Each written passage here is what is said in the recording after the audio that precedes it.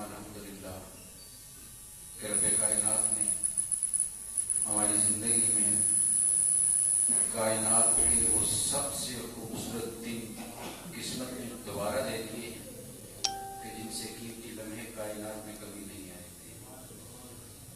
क्यों कि कायनात का सबसे कीमती वजूद रब्बे जुल जलाल ने इसी महीने कायनात को अता किया था, और उस वजूद की करम नवाजियाँ और उस वजूद की बरक़ात कायनात अज़ल से समेट रही है, अब तक समेटती रहेगी, लेकिन उसकी करम नवाजियाँ खत्म होने वाली नहीं। वो रहमत का दरिया है कि जिससे अपने भी फैज़ ले रहे हैं, बेगाने भी फैज़ ले रहे हैं। अपने तो अपने, दुश्मनियाँ करने वाले, पत्थर बरसाने वाले, कांटे बिछाने वाले, गले में चादरें डालकर सांस बंद करने वाले, कायनात के सबसे पाकीज़ा वजूद पर ऊपर से गंदगी के ढेर फेंकने वाले, उन पर भी रहमतें मेरे सरकार के दम कदम से होती हैं। जब वो गैरों को नवाजते हैं तो अपनों को कितना नवाजते हैं, इसका अंदाजा इंसान खुद ही कर सकता है कि जिसकी रहमत ये नहीं देखती कि ये अपना है या बेगाना है, वो सबको बराबर नवाजते चले जाते हैं। उस वजूद की आमद है और रब का इतना करम है, हम उसका शुक्र अदा करते हैं कि उसने हमारी जिंदगी में ये लम्हे दिए हैं।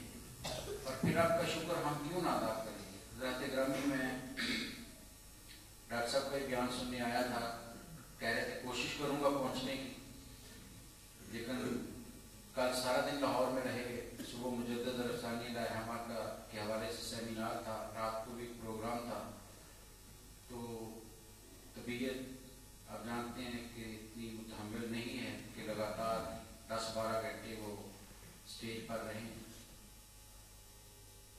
तो चंद एक बातें जो इधर उधर से कहने सरकार कायनात की हुजूर पेश करनी है।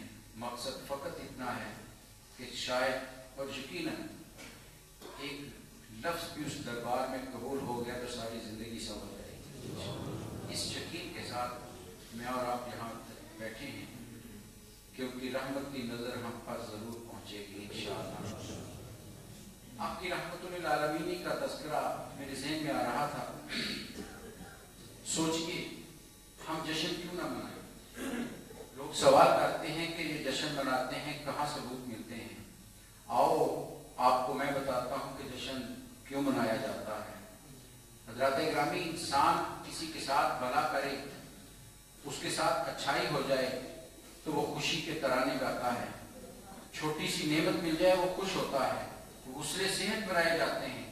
बादशाहों ने अपनी सेहत याबी पर बड़े बड़े जश्न मनाए हैं, कायनात गवाह है, तारीख गवाह है। किसी को औलाद मिल जाए तो वो जश्न मनाता है, किसी को दौलत मिल जाए तो वो जश्न मनाता है। और यकीन कर लीजिए दौलत वक्ती होती है, दायमी नहीं रहती है। औलाद वक्ती मिलती है, दायमी नहीं रहती है। इक़्तिदार वक्ती होता है, दायमी कभी नहीं हुआ। सेहत तो आनी जानी है, ये भी हमेशा नहीं रहती। जिंदगी में उतार चढ़ाव चलते रहते हैं। क्यों? रब्बे कायनात ने खुद फरमाया तिलकल अय्यामु नदाविलुहा बैनन नास, ये दिन हम लोगों के दरमियान फेरते रहते हैं। आज खुशी है तो कल गम होगा, आज दौलत है तो कल मुफलिसी होगी, आज इक़्तिदार है तो कल तुम्हें गलियों में घसीटा जाएगा। ये दुनिया में रहा है और कोई चीज भी दायमी नहीं। छोटी सी खुशी मिले तो हम आपे से बाहर हो जाते हैं, जश्न मनाते हैं। अरे उस वजूद के आने पर जश्न हम क्यों ना मनाएं, रब का शुक्र अदा क्यों ना करें कि मक्के की सरजमीन है, लोग आबाद हैं, इंसान ही है वो। सोचिए मक्के शहर में इंसान आबाद हैं, लेकिन हालत क्या है कि बेटी पैदा हो जाए तो बाप अपने हाथ से अपनी बेटी को गले में डाल कर आ रहा है। कोई दूसरा नहीं, कोई गैर नहीं, हकीकी बाप अपनी बच्ची को उठाता है, बाहर ले जाता है, रेत में गड़क होता है, जिंदा बच्ची को दफन कर ऊपर से मट्टी डाल देता है। वो चीखती है, चिल्लाती है। इंसान इस हद तक संगदिल हो चुका था, इस हद तक इंसान पत्थर हो चुका था, इंसान इस हद तक अखलाकी तौर पर गिर चुका था कि बेटी के खुद कुरान कहता है कि کہ جب ہم ان کے ہاں بیٹی دیتے ہیں تو ان کے چہرے سیاہ ہو جاتے ہیں، مردہ ہو جاتے ہیں. اور آج بھی ہم میں سے بہت سے لوگ اس پر ناراضگی کا اظہار کرتے ہیں.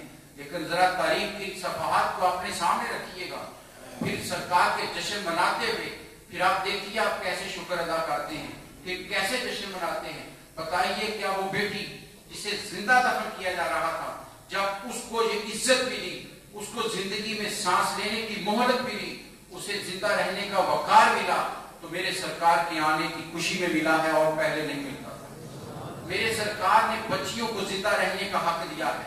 بیٹی اگر آج اپنے گھر میں شاد ہے، آباد ہے، اپنے گھر میں وہ خوشی سے زندگی بسر کر رہی ہے، تو وہ کیوں نہیں اپنے سرکار کا جشن منائے گی کہ اس کی زندگی تو میرے سرکار کے دم قدم سے ہے. ورنہ باپ کو ارے چچا کرتا، دوست کرتے، دشمن کرتے تو بات سمجھ میں بھی آتی تھی. حقیقی باپ بچی کو دفن کر رہا ہے، میرے سرکار تشریف لائے ہیں تو بچیوں کو حق مل گیا ہے، تو وہ کیوں نہ جشن منائیں گی، وہ کیوں نہ خوشی سے خدا کے حضور جھک جائیں گی کہ اے باری تعالیٰ کتنا بڑا احسان کر دیا تم نے مجھ پر. مجھے تو زندگی میں 4 سانس لینے کی اجازت نہیں تھی، آج میں اگر باوقار زندگی بسر کر رہی ہوں، اگر آج میں اپنے پورے کس سے کھڑی ہو کر اپنے زندگی کے امور کو چلا رہی ہوں، تو یا رسول اللہ یہ آپ کے آنے کی خوشی میں ہوا ہے. آپ نہ آتے تو کون آج بچیوں کو زندہ رہنے کا حق دیتا. اور پھر حضرات گرامی رحمت عالمین کی رحمتیں دیکھیے، رب کائنات نے اپنے سب سے پیارے محبوب کو اس دور میں جہاں بچیاں دفن کی جا رہی تھی، بیٹیاں دے کر بتا دیا کہ لوگوں میں اپنے محبوب کو سب سے قیمتی چیزیں دے رہا ہوں، سب سے قیمتی وجود دے رہا ہوں. تم بیٹی کی آمد پر ناراضگی کا اظہار کرتے ہو. ارے دیکھو تو صحیح کائنات کے محسن اعظم کو، ان کے گھر میں 4 بیٹیاں ہیں، خوشی سے مسکرا رہی ہیں، اور ان کی مسکراہٹ کیا ہے، قربان جائے سرکار کی اداؤں کے.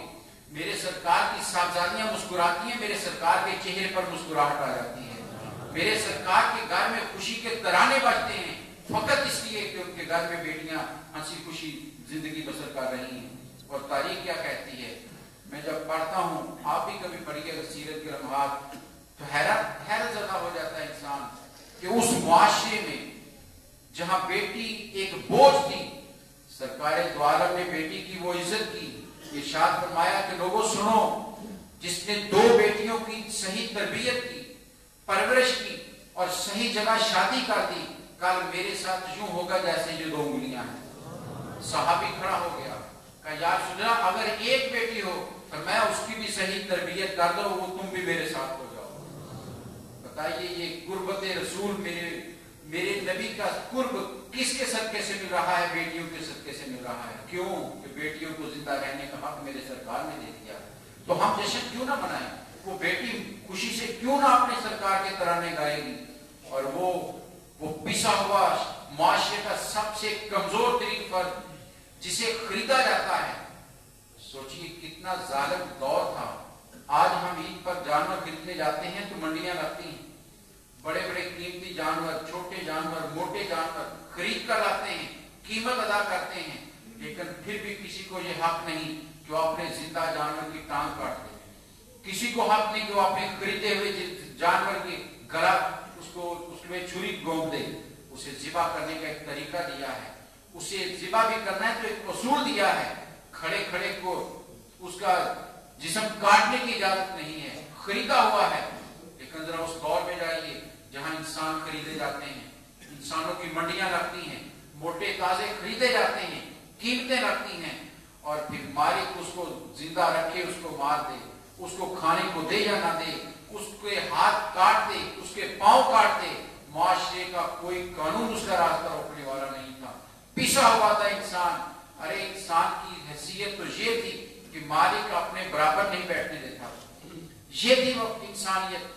یہ تھا وہ دور جہاں انسان تفریق ہو چکے تھے. ایک بڑا تھا، ایک کمزور تھا، ایک طاقتور تھا اور ایک ذلیل و خوار ہو چکا تھا. میرے سرکار کائنات میں تشریف لائے، ماحول بدل گیا. وہی بلال جسے اس کا مالک برابر نہیں بیٹھنے دیتا، گلی سے گزر رہے ہیں، میرے سرکار کھڑے تبلیغ کر رہے ہیں، میٹھی آواز، شیریں آواز، خوبصورت لفظ حضرت بلال کے کانوں میں پڑے تو سننے کے لیے آگے بڑھائے. میرے سرکار فرما رہے ہیں کہ مکے والوں کیا ہو گیا تمہیں؟ ارے تم سب برابر ہو، کوئی بڑا چھوٹا نہیں ہے. بڑا وہی ہے جو آپ کے نزدیک عزت والا، وہی ہے جو اس سے خوف رکھتا ہے. حضرت بلال کے کانوں میں یہ باتیں عجیب لگی کہ کوئی کیا سارے انسان برابر ہیں؟ لوگ مذاق کر کے چلے گئے. حضرت بلال آگے بڑھ گئے، کہا آپ کا وہ جملے دوبارہ بتا دیجیے وہ ابھی کہہ رہے تھے. سرکار نے دوبارہ دہرائے کہ سب برابر ہیں. حضرت بلال نے ہاتھ سینے پر رکھا اور کہا میرے آقا کیا میرے بھی حیثیت ہے، مجھے بھی حقوق حاصل ہیں؟ ذرا سوچیے حضرات گرامی، آج عزت کے ساتھ گھروں میں بیٹھے ہیں، آج وقار کے ساتھ اپنے گھروں میں بیٹھے ہیں. ذرا سوچیے حضرت بلال کے دل میں کتنی حسرتیں مچل رہی تھی. جس سوال ان کی زندگی کا نچوڑ بیان کر رہا تھا کہ کتنا پسا ہوا تھا بلال کہ سرکار میرے بھی حقوق ہیں. فرمایا ہاں تیرے بھی حقوق ہیں. کہا آقا کیا میں بھی دوسروں کے برابر ہوں؟ فرمایا ہاں تو بھی برابر ہے. تو آگے بڑھے اور کہا کیا کہتے ہیں؟ مجھے بھی وہ پڑھا دیجیے جملے میں آپ کا ساتھ دینے کو تیار ہوں. وہ بلال جسے معاشرہ برابر نہیں بیٹھنے دیتا تھا، کائنات کے سب سے بڑے وجود نے اپنے سینے کے ساتھ لگا دیا ہے. تو کیوں نہ بلال خوشی منائے، کیوں نہ کمزور خوشی منائے، کیوں نہ غریب خوشی منائے. میرے سرکار نے پیچھے ہوئے لوگوں کو سر اٹھا کر جینے کا حق عطا کر دیا ہے. ارے کون سر اٹھانے دیتا تھا؟ سرکار جلوہ اور کہا یا رسول اللہ صلی اللہ علیہ وسلم میں غریب ہوں، میرا بھی دل چاہتا ہے میں اسلام کی خدمت کروں، لیکن میرے گھر میں کچھ بھی نہیں ہے، فقط ایک کھجور ہے، اگر سرکار قبول کر لیں. میرے سرکار نے اس کی کھجور دی اور حدیث کہتی ہے کہ جتنا ڈھیر پڑا تھا سب سے اوپر رکھ کر فرمایا تیری اس کھجور کی قیمت اس سارے ڈھیر سے زیادہ ہے. بتائیے وہ خوشی سے گھر کی طرف گیا ہوگا یا نہیں گیا ہوگا؟ کیا وہ حضرت عثمان کے سامنے سر اٹھا کر کھڑا ہوا ہوگا کہ نہیں ہوا ہوگا؟ حضرت ابو بکر کے سامنے سر اٹھا کر زندہ رہا ہوگا کہ نہیں رہا ہوگا؟ جس سر اٹھانے کے موقع کس نے تھا؟ کیوں جشن نہ منائیں؟ ارے ہم پر احسان ہوا ہے، ہم پر رحمتیں ہوئی ہیں، ہمیں کوئی پوچھتا نہیں تھا، ہمیں سر اٹھا کر جینے کا حق دے دیا ہے. وہ وجود آیا ہے، وہ ہستی آئی ہے جس کے آنے سے عورت کو مقام ملا ہے. ارے ماں جسے وراثت میں تقسیم کر دیا جاتا، پڑھیے تاریخ کے اوراق، بہت سارے قبیلوں میں یہ رواج عام تھا کہ باپ جب مر جاتا تو سوتیلی ماں بڑے بیٹے کے حصے میں آ جاتی کہ وہ اس سے شادی کر لیتا تھا، اپنے گھر میں رکھ لیتا تھا جس طرح جائیداد رکھی جاتی. یہ حیثیت تھی اس کی. ارے مائیں آج کیوں نہ خوشی سے ترانے گائیں کہ جن کے قدموں میں جنت میرے سرکار نے رکھا ہے. وہ جنت جس کو پانے کی تڑپ ہر شخص رکھتا ہے، جس کے اندر داخل ہونے کی خواہش ہر فرد رکھتا ہے. وہ جنت جس کے لیے بڑے بڑے اولیاء ریاستیں کرتے ہیں، وہ جنت جس کے لیے بڑے بڑے سلحان محنتیں کرتے ہیں، وہ جنت جس کے حاصل کرنے کے لیے لوگ عبادتیں کرتے ہیں. ارے ماؤں تمہیں سلام، تمہاری عظمتوں کو سلام کہ تمہارے قدموں میں میرے سرکار نے وہ جنت رکھ دی ہے. یہ رحمتیں نہیں تو اور کیا ہیں؟ کیوں نہ جشن منایا جائے؟ کیوں آج دنیا میں کہا جاتا ہے کہ اچھا انسان وہ ہے، مہذب انسان وہ ہے، شائستہ انسان وہ ہے جو دوسرے کی بھلائی کو یاد رکھتا ہے. کوئی دوسرے کے ساتھ نیکی کرے تو اس کو یاد رکھے، کہتے ہیں یہ اچھا انسان ہے. اور جو لوگوں کی ہوئی بھلائیوں کو بھول جاتا ہے، لوگ کہتے ہیں یہ بدتر انسان ہے، یہ اچھا انسان نہیں، اسے اخلاق نہیں آتے. ارے ایک بھلائی تمہارے ساتھ کر دے تو تم اس کو یاد رکھو تو لوگ تمہیں اچھا کہیں. ارے کائنات کے رب نے سب سے بڑی نعمت ہمیں عطا کی، ہم کیوں نہ اس کو خوشی سے اظہار کریں؟ کیوں نہ ہم بچنے؟ کیوں نہ ہم تو دوزخ میں جانے والے تھے، کیا اس قابل نہیں تھے؟ ہمارے اعمال کیا ہیں؟ سرکار دو عالم صلی اللہ علیہ وسلم کی رحمتوں کے قربان آپ نے فرمایا لوگوں سنو، ہم جیسے گناہگاروں کو مخاطب کیا، فرمایا سنو میری شفاعت تو کبائر گناہ کرنے والوں کے لیے. ارے چھوٹے چھوٹے گناہ کرنے والے تو رب اپنی رحمتوں سے بخش دے گا، بڑے بڑے گناہگاروں کے لیے فرمایا میں شفیع بن کر آیا ہوں. اور یہ بڑے گناہگار کون ہیں؟ یہ ہم جیسے نکمے ہیں، ہم جیسے گناہگار ہیں جو قدم قدم پر گناہ کرتے ہیں. میرے سرکار کہتے ہیں آؤ. پوچھا صحابی نے یا رسول اللہ صلی اللہ علیہ وسلم آج پریشان دل ہوتا ہے، طبیعت اداس ہوتی ہے، غم ستاتا ہے، مصیبت آتی ہے، ہم بھاگ کر آپ کے دربار میں آتے ہیں، چہرہ بدوحا دیکھتے ہیں، ہر غم سے بے نیاز ہو جاتے ہیں. یا رسول اللہ قیامت میں تو بہت مشکل ہوگی، ماحول بہت سخت ہوگا، آپ کی تو بہت اونچی شان ہے، آپ تو نامروب کہاں ہوں گے، ہماری کیا حالت ہوگی، ہم کیا کریں گے؟ فرمایا پریشان نہ ہو، میرے صحابہ پریشان نہ ہو قیامت میں۔ فرمایا ایک حدیث میں کہ میں قیامت کے روز حشر کے میدان میں اپنی امت کو یوں ڈھونڈ رہا ہوں گا جیسے ماں اپنے گمشدہ بچے کو ڈھونڈ رہی ہو۔ ارے ہم نہیں، قربان جائیں ان کی رحمتوں کی، ضرورت ہمیں ہے، محتاجی ہماری ہے، طلب ہماری ہے، لیکن قربان جائیں اس کائنات کے سب سے بڑے کریم وجود پر جو کہتے ہیں تم تلاش کرو نہ کرو حشر کے میدان میں خود تمہیں تلاش کر رہا ہوں گا۔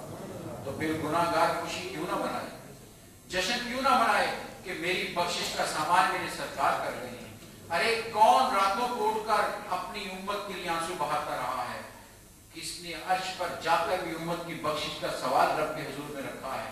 کون سا وجود ہے جس نے اپنے آخری لمحے میں جبریل سے یہی کہا تھا جاؤ میرے رب سے میری امت کے بارے میں پوچھ کر آؤ، جب تک میری امت کی بخشش کا سامان نہیں ہوگا میں اس وقت تک دنیا سے جانے کو تیار نہیں ہوں۔ حضرات گرامی، وہ کائنات کا سب سے بڑا احسان کرنے والا وجود جس نے ہر چہرے پر مسکراہٹ بکھیری ہے، یا ان کے آنے سے مسکراہٹیں نہیں آئی؟ حضور آئے ہیں تو کائنات مسکرائی ہے، ورنہ کائنات کی حیثیت کیا تھی؟ ابھی دو ایک میں نے آپ کے سامنے مثالیں رکھی ہیں کہ ماں کا مقام کیا تھا، بیٹی کا مقام کیا تھا، پیچھے ہوئے طبقے کا مقام کیا تھا۔ ارے ایک ایک طبقے کو دیکھتے چلے جائیے، ہر ایک انسان درندہ ہو چکا تھا، خونخوار ہو چکا تھا، خون سے کھیلنا اس کے لیے کوئی مشکل نہیں تھا۔ ایسے خونخوار انسان کو مہذب انسان میرے سرکار نے بنایا ہے، شائستہ انسان میرے سرکار نے بنایا ہے۔ ارے کائنات کے ساری انسانیت ان انسانوں پر رشک کر رہی ہے جو میرے سرکار کے دربار میں آ کر بیٹھتے رہے ہیں۔ کیوں؟ کہ ان کے وجود کو بدل کر رکھ دیا، ان کی سوچ کو بدل کر رکھ دیا، ان کے اٹھنے بیٹھنے کو بدل کر رکھ دیا۔ تو حضرات گرامی، ہم جشن اس لیے مناتے ہیں، ہم پر احسان عظیم ہوا ہے، ہم پر کرم ہوا ہے، ہمیں وہ بھلائی ملی ہے، وہ نوازشیں ملی ہیں کہ کائنات میں کسی اور کو نہیں۔ ہاں، جسے اپنے اعمال پر بھروسہ ہوگا وہ نافکر کرے، جسے اپنی نمازوں پر ناز ہوگا وہ کرے کہ میں اس پر بخشا جاؤں گا۔ ہمارے تو حالت یہی ہے۔ وہ بڑی خوبصورت بات کہی خواجہ قطب نے کہ لوگ تو حسن عمل لے کے چلے سوئے حشر، یا رسول اللہ صلی اللہ علیہ وسلم، لوگ تو سوئے عمل لے کے چلے سوئے حشر، سرورہ ہم تو فقط تیرے سہارے ہوں گے۔ ہمیں اپنی عبادات پر ناز نہیں ہے، ہمیں اگر ناز ہے تو غلامی رسول پر ناز ہے کہ یہ غلامی ہمارے پاس ہے، اور اس غلامی کے صدقے قیامت کی ساری ہولناکیاں دور ہو جائیں گی۔ ارے قربان جائیں ان کی رحمتوں کے۔ فرمایا حشر میں صحابہ مجھے ڈھونڈنا ہے، پریشان نہ ہو جانا، آنا میزان پر۔ ارے میں اپنی امت کے اعمال اپنے سامنے تلوا رہا ہوں گا۔ ارے رحمت عالمین جب کھڑے ہوں گے تو پھر گناہ گار تو انہی کی طرف دیکھے گا۔ گناہ گار کے اعمال، ہمیں خبر ہے ہمارے اعمال اس قابل نہیں کہ وہ جنت میں لے جائیں، ہم تو انہی کی رحمت کی طرف دیکھ رہے ہوں گے۔ بڑی خوبصورت بات کہی تھی کہ یا رسول اللہ صلی اللہ علیہ وسلم، حشر کا میدان ہوگا، اعمال تل رہے ہوں گے، لیکن یا رسول اللہ ہم تو فقط آپ کے اشارہ ابرو کی طرف دیکھ رہے ہیں۔ آپ کا اشارہ ابرو ہوگا تو سارے بارے نیارے ہو جائیں گے، اور فرشتوں کی کیا مجال ہے، ڈھونڈا ہی کریں صدر قیامت کے سپاہی، وہ کس کو ملے جو تیرے دامن میں چھپا۔ ہم تو اس کملی کی پناہ چاہتے ہیں، اس لیے ہم جشن مناتے ہیں کہ یا رسول اللہ صلی اللہ علیہ وسلم آپ آئے ہیں تو بہاریں آ گئی ہیں، آپ آئے ہیں تو کائنات مسکرائی ہے، آپ تشریف لائے ہیں تو ہمیں زندہ رہنے کا حق ملا ہے۔ وہ شعر بارہا آپ کے سامنے پڑا ہے، احمد ندیم کاظمی نے یوں سمجھے پورا فلسفہ بیان کر دیا کہ پورے قد سے جو کھڑا ہوں تو یہ تیرا ہے کرم۔ یا رسول اللہ صلی اللہ علیہ وسلم اپنے خاندان کی طاقت پر نہیں، اپنے علم کے زور پر نہیں، اپنے اقتدار کی زور پر نہیں، اپنی دولت کے زور پر نہیں، اگر میں پورے قد سے کھڑا ہوں تو یا رسول اللہ یہ آپ کا کرم ہے، پورے قد سے جو کھڑا ہوں تو یہ تیرا ہے کرم، مجھ کو جھکنے نہیں دیتا ہے سہارا تیرا. یا رسول اللہ آپ کی کرم نوازیاں ہیں کہ میں سر اٹھا کر زندگی بسر کر رہا ہوں. لوگ تو سر اٹھانے نہیں دیتے تھے. ارے آپ آئے ہیں تو ہم جیسوں کو بھی سر اٹھا کر زندگی گزارنے کے موقع مل گئے. فرمایا میزان عدل پر آ جانا, میں اعمال ٹوٹتے دیکھ رہا ہوں گا. صحابی نے کہا یا رسول اللہ وہاں نہ ملے تو فرمایا پھر میزاب رحمت پر آ جانا, حوض کوثر پر آ جانا. فرمایا وہاں پر میں اپنی امت کو اپنے ہاتھوں سے جام پلا رہا ہوں. قربان جائیں اپنی سرکار کی اداؤں کے. ارے خود بھر بھر کے جام پلا رہے ہوں گے اور ان کا عطا کرتا جام کا ایک جس نے گھونٹ بھی پی لیا اسے قیامت کا کوئی خوف نہیں باقی رہے گا. یا رسول اللہ وہاں نہ ملے. فرمایا پل صراط پر آ جانا, اپنی امت کو دیکھ رہا ہوں. رب صلی محمد جی کی دعائیں کر رہا ہوں گا. ارے جس کے اس انسان کو خوف کس چیز کا. اعلیٰ حضرت نے یہی کہا تھا نا کہ رضا پل سیاہ کو وجد کرتے گزریے, رضا پل سیاہ کو وجد کرتے گزریے کہ ہے رب سلم صدائے محمد, کہ میرے سرکار وہاں سلم سلامتی کی دعائیں مانگ رہے ہیں, اس لیے وہاں وجد کرتے ہوئے گزرے. ایک روایت یاد آئی بڑی خوبصورت, آپ بھی سنیے اور پھر قربان جائیے نبی کریم کی عطاؤں کے اور صحابہ کرام کی اداؤں کے. نبی کریم صلی اللہ علیہ وسلم صحابی کے دروازے پر ڈر گئے اور آپ جانتے ہیں کہ آپ کا حکم ہے کہ جب جاؤ تو گھر والوں کو سلام کرو. سیکورٹی وغیرہ تو نہیں تھی. آپ کھڑے ہو گئے اور آپ نے اونچی آواز میں السلام علیکم یا اہل بیت, گھر والوں تم پر سلام. گھر سے کوئی جواب نہیں آیا. آپ نے پھر سلام کہا, گھر سے کوئی جواب نہیں آیا. 3 مرتبہ سلام کہا, گھر سے کوئی جواب نہیں آیا. اور آپ کا حکم یہی ہے 3 مرتبہ دستک دو, جواب نہ آئے تو چلے آؤ.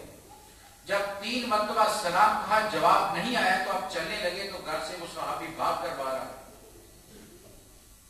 اور نبی صلی اللہ علیہ وسلم سامنے ہاتھ باندھ کر کھڑے. یا رسول اللہ میں قربان میں حاضر.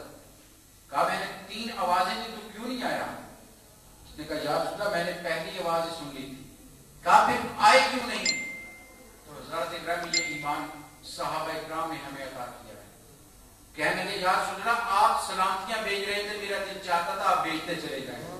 میرا رب آج مہربان میرے گھر پر ہو گیا تھا, آپ نے 1 مرتبہ سلامتی کہی, میرا دل چاہا آپ اور سلامتیاں بھیجیں. آپ نے دوسری مرتبہ کہا, میرا دل چاہا کہ اور سلامتیاں بھیجیں.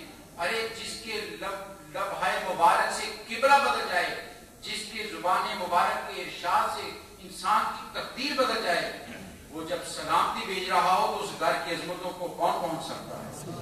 یہ تھا ایمان. تو وہ صحابی کیوں نہ خوشی سے اپنے سرکار کے ترانے گائے گا, ہم کیوں نہ اپنے آقا کی آمد پر جشن منائیں گے. اس لیے حضرات گرامی ربیع الاول جب آتا ہے عشاق مچل اٹھتے ہیں, محبت کرنے والے ان کا نام لینے والے مچل اٹھتے ہیں کہ لوگوں ہم گناہ گار ہیں, ہم سیاہ کار ہیں, نمازیں پڑھتے ہیں, عبادات کرتے ہیں, لیکن ہمیں یقین یہ ہے کہ ہماری عبادت بھی قبول تب ہوگی جب میرے سرکار کا اشارہ ہو جائے.